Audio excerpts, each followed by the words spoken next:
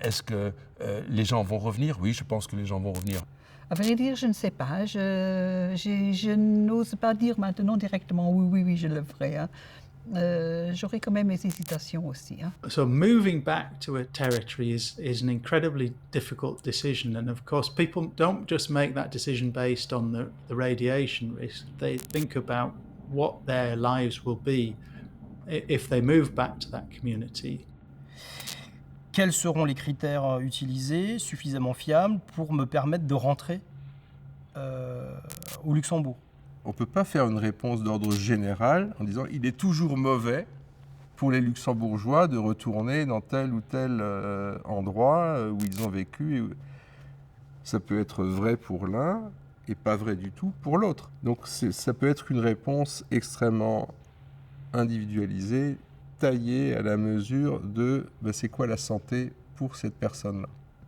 Quelqu'un de 70 ans sans problème de santé aura plutôt envie de rester, mais on va le contraindre de partir. Je suis radiothérapeute, j'ai passé plus de 30 ans de ma vie à irradier à très forte dose des patients atteints de cancer.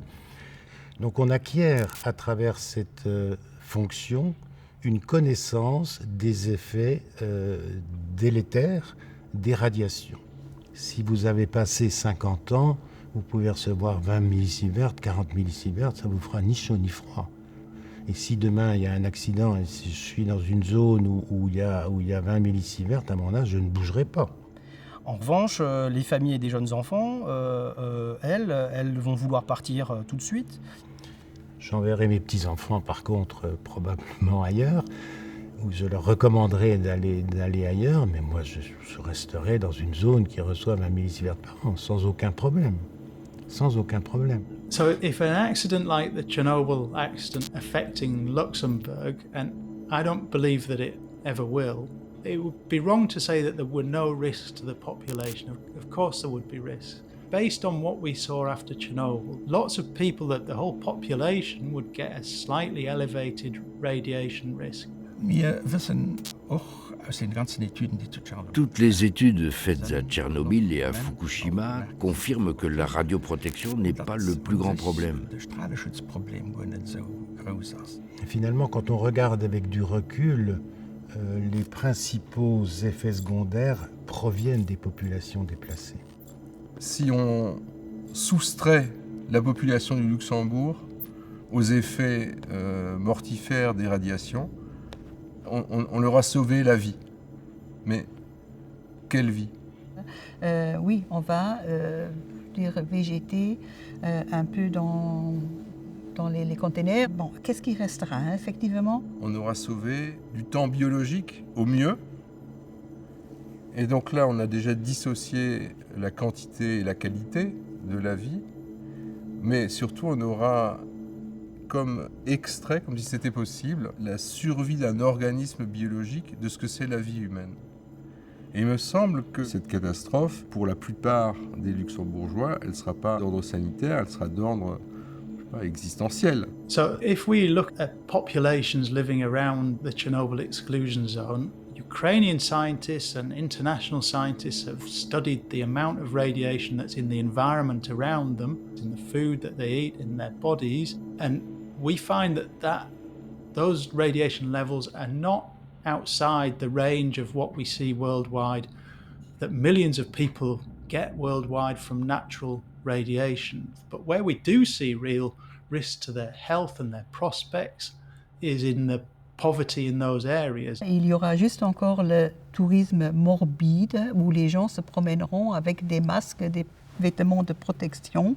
And that's been made worse by the fear of radiation, because those areas don't get investment, the agricultural land isn't being utilized. That affects the speed at which communities can recover from events like the Chernobyl accident. Toutes ces choses sont entremêlées. Dans un pays où l'économie ne fonctionne plus, la pauvreté s'installe et avec elle tous les problèmes sanitaires. We've been working in communities living around the Chernobyl exclusion zone, and recently visited a hospital there, and we saw that the hospital had been given by the European Union very sophisticated whole body monitoring equipment for looking at radiation levels, which shows that the radiation in people and particularly children, the levels are very low. But at the same time, the hospital didn't have the basic things that you need in a hospital. For example, in the toilets, there was no toilet roll. So what the hospitals really need is more basic health care, nothing to do with the radiation. Children in those areas need better nutrition, families need jobs, those communities need economic development, they need investment, and that's how to make life better for people, and the myths around radiation are only damaging their lives. Mais il ne faut jamais oublier la dimension irrationnelle des rapports humains. Qui voudra boire le lait, qui voudra manger la viande de ce qui a été contaminé. Parce que je pense même ce qu'on produira dans le nord du pays, ce sera très très difficile pour écouler encore sur le marché. Parce que simplement, on aura quand même, ça c'est la crainte subjective, l'irrationnel qui viendra. Ça vient d'une région contaminée, donc on ne va pas l'acheter. Je ne me vois pas, moi, même si je lis attentivement des rapports scientifiques, me mettre à boire du lait en provenance du Luxembourg 1 an, 2 ans, 5 ans après. Il y a une image qui sera toujours... voilà. Je pense qu'aucun d'entre nous voudra aujourd'hui se dire « Tiens, je prendrais bien un bon lait de Fukushima ». Non.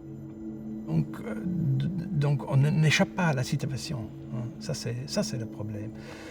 Même si on retourne, le tour n'est pas joué. Pas du point de vue radioprotection, c'est peut-être joué, il n'y a pas de problème. Mais les autres points de vue, non, la problématique restera la même. Et par rapport à ça, il me semble que ce qu'on pourrait peut-être anticiper par rapport à la catastrophe évoquée, c'est qu'est-ce que se souhaitent les Luxembourgeois ? On sera toujours différent. On va toujours pouvoir se reprendre. Mais ça va prendre 20 ans, 30 ans, 40 ans. Je pense qu'à un moment donné, tout le monde va quand même revenir. Parce que finalement, sur ce qu'est une vie bonne, ils ont peut-être une parole plus autorisée que le meilleur des experts en pathologie liée aux radiations, ou que n'importe quel médecin par ailleurs.